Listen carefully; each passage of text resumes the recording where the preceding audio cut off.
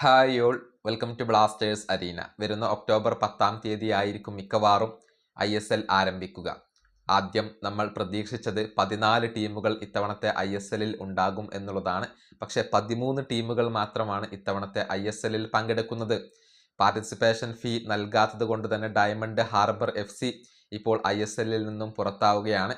കഴിഞ്ഞ തവണ league നേടിക്കൊണ്ട് promotion നേടിയ ടീമാണ് ഡയമണ്ട് ഹാർബർ FC. പക്ഷേ ഗുരുതരമായ സാമ്പത്തിക പ്രതിസന്ധി അവരെ അലട്ടി. അങ്ങനെയാണ് ഇത്തവണത്തെ ISLൽ നിന്നും അവർ പുറത്താകുന്നത്. ഇതോടുകൂടി 13 ടീമുകളെ വെച്ചുകൊണ്ട് മാത്രമായിരിക്കും ഇത്തവണത്തെ ISL നടക്കുക.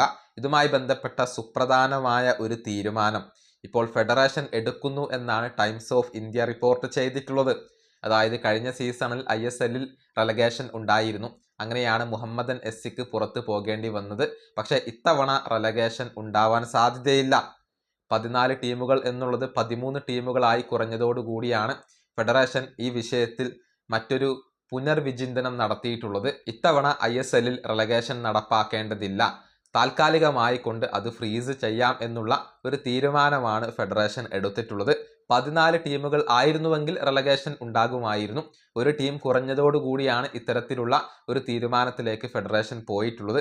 ഇത് ടീമുകളെ സംബന്ധിച്ചിടത്തോളം ആശ്വാസം നൽകുന്ന കാര്യമാണ്. നിലവിൽ ആരും ISLൽ നിന്നും ഈ സീസണിൽ പുറത്തു പോകില്ല എന്നുള്ളത് ഇപ്പോൾ ഉറപ്പായി കഴിഞ്ഞു.